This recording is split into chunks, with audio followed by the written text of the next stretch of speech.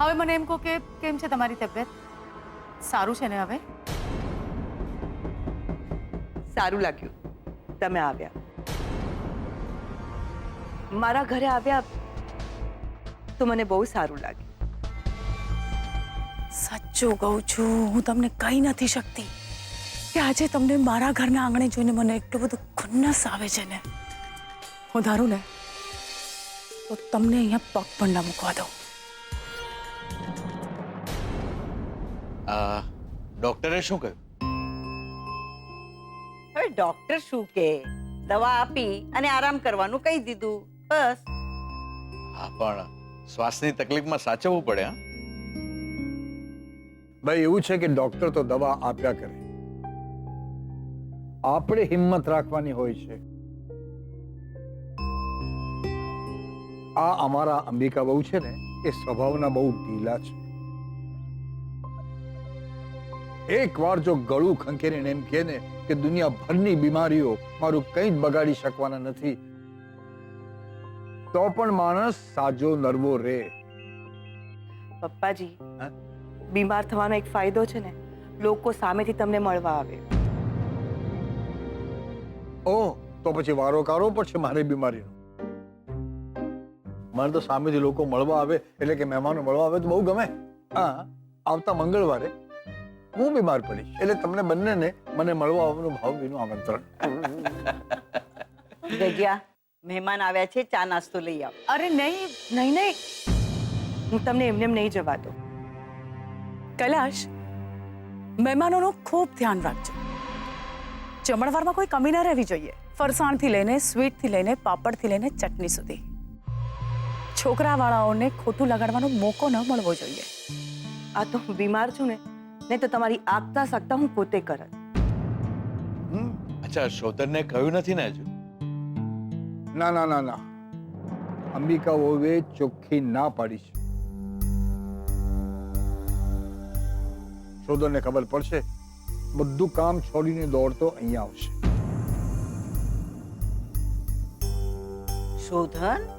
શોધન તો અંબિકા બહુની બહુ દરકાર રાખે છે. હા, ડોક્ટરે કહ્યું કે 24 કલાક માટે નર્સ રાખી લો, એટલે શું અંબિકા બહુની સાથે રહેશે અને સારવાર કરશે. પણ શોધને ચોખ્ખી ના પાડી દીધી કે નહીં, હું છું ને. તમારે એવી કોઈ છોકરીની જરૂર હોય તો હું કહું? હા, એક છોકરી છે. કોણ?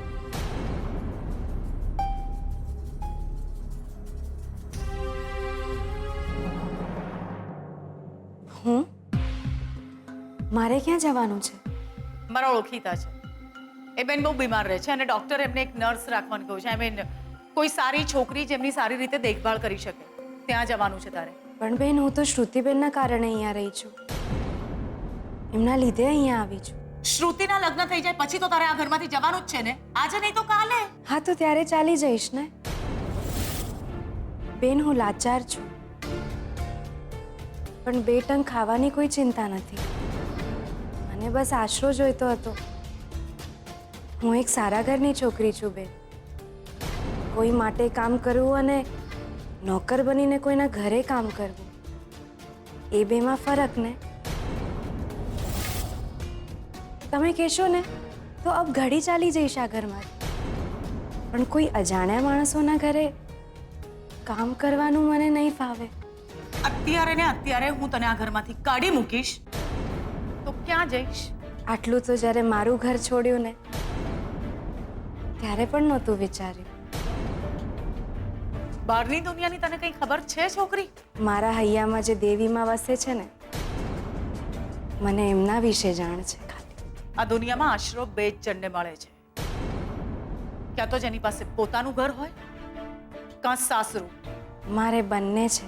લક્ષ્મી, ઘરે જવાયું નથી બેન, અને સાસરે મારે જવું નથી. પણ બેન, માથે કોઈના નામનો ઘૂંઘટ હોય એને પણ તો આશરો જ કહેવાય ને. હું ધારું ને તો અત્યારે ને અત્યારે તને આ ઘરની બહાર કાઢી મૂકું. અને હું પણ જવા તૈયાર છું, હમણાં જ.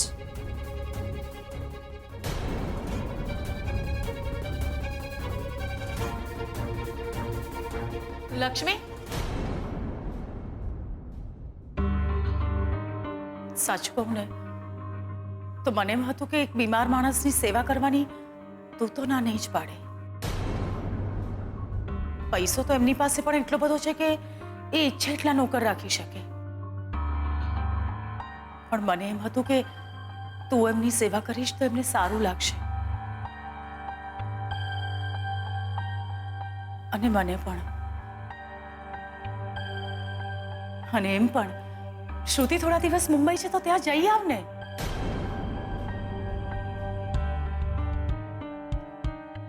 એક દિવસ માટે જઈ આવ.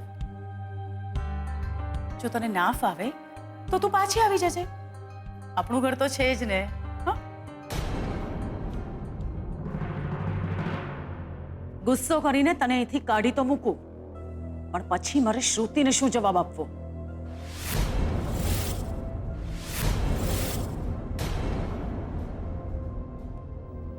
ક્યાં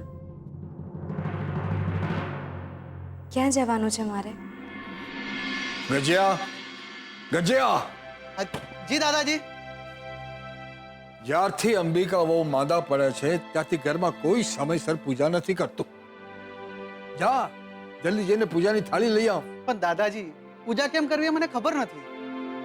પૂજા હું કરીશ, તું જલ્દી પૂજાની થાળી તૈયાર કરીને લઈ આવ. દાદાજી, પૂજા કેમ કરવી એ ખબર છે તમને? રોજ હું શું કરું છું? સરસ્વતીની પૂજા તો કરું છું. તું જાને જલ્દી જઈને પૂજાની થાળી લઈ આવ. જી દાદાજી. ગજિયા, ગરમ પાણી મૂક્યું કે નહીં? એ આવ્યો દાદીમાં.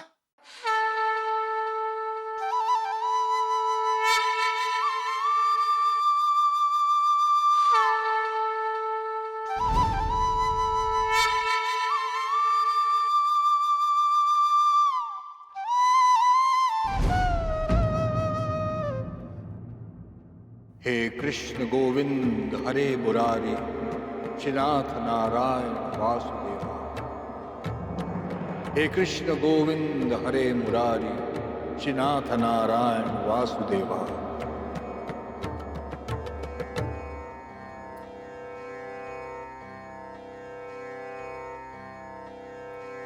ગજ્યા, પૂજાની થાળી લાવ.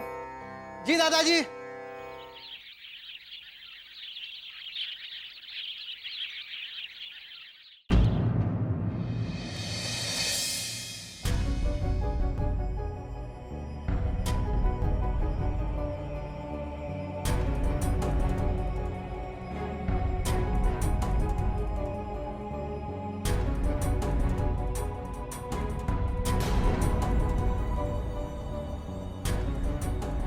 લક્ષ્મીજીનો સિક્કો?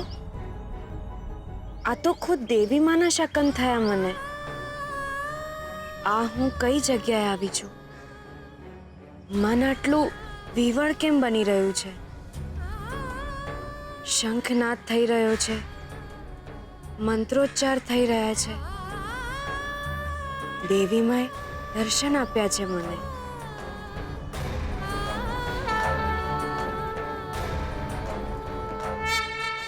ગજ્યા, કેટલી વાર? પૂજાની થાળી લાવ. ગજિયા, ગરમ પાણી મૂક્યું કે નહીં? એ આવું છું દાદીમાં. અરે ગજ્યા, જલ્દી કર, મને મોડું થાય છે. પૂજાની થાળી લાવ. આવું છું. ગજિયા, આટલું ગરમ પાણી હોય? તમે કહો તો હું જાતે બેસી જાઉં ચૂલા પર. અરે ગજ્યા, શું કરે છે તું? કેમ આટલો ટાઈમ લાગે છે? અરે લાવું છું દાદાજી.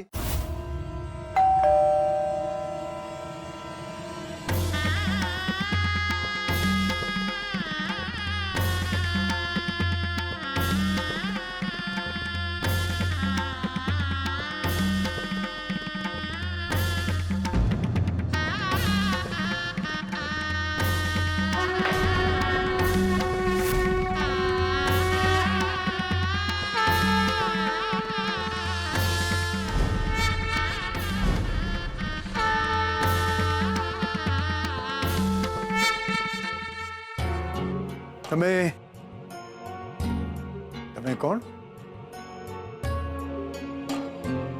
કોનું કામ છે તમારે? જી હું કલ્પનાબેને મને અહીંયા મોકલી છે.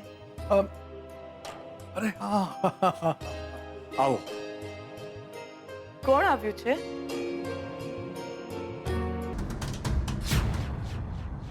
તમે બેટા તું હે દેવી માં, આ શું ચમત્કાર છે? આ ચમત્કાર છે કે અગ્નિ પરીક્ષા? હું મારા સાસરે આવી છું.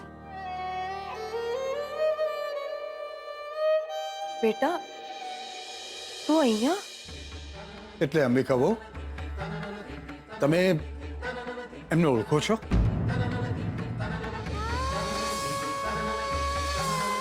પપ્પાજી, મેં તમને કહ્યું હતું ને, તમને યાદ છે ગામના મંદિરે જ્યારે મને શ્વાસની તકલીફ થઈ હતી ત્યારે આ છોકરી મારા માટે દોડીને પંપ લઈ આવી હતી. આ તો એ જ બેન છે, એમને શ્વાસની તકલીફ રહે છે. હા. ઓ અરે બેટા, તમારી તો જૂની ઓળખાણ નીકળી. અરે હા હા હા, મને યાદ આવ્યું. બેન, સગાઈના દિવસે રસ્તા વચ્ચે તમે જ્યારે બેભાન પડ્યા હતા ને, ત્યારે આજ બેને તો મદદ કરી હતી.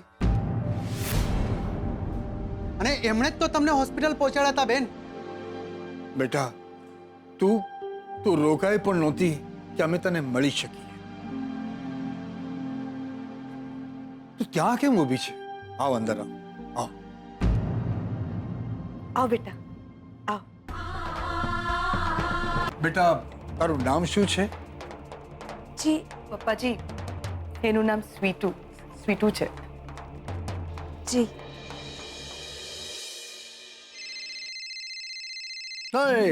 શોધનનો ફોન છે.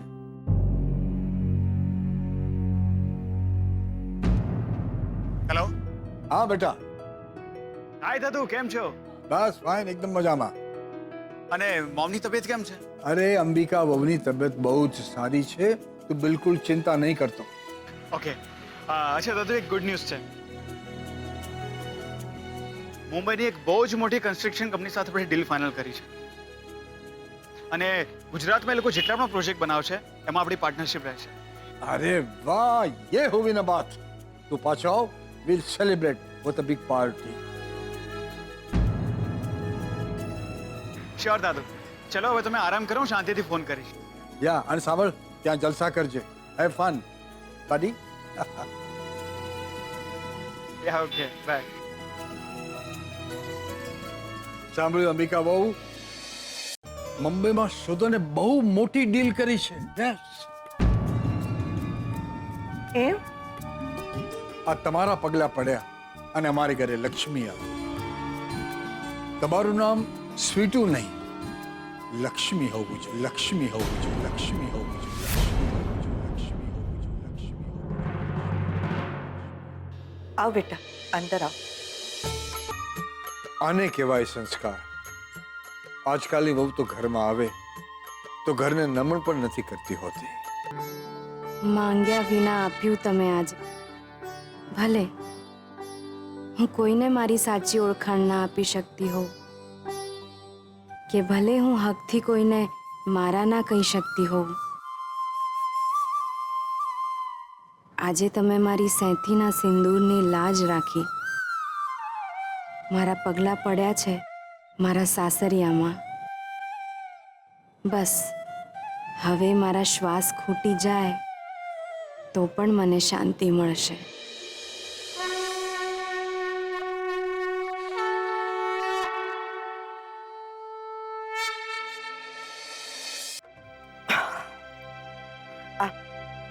આવ દીકરા, આવ અંદર. મને લાગે છે કે તારા આવવાથી હું જલ્દી સાજી થઈ જઈશ.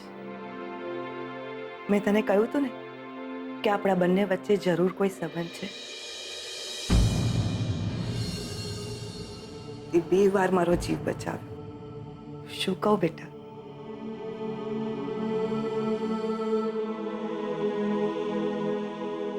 શોધના પપ્પા છે.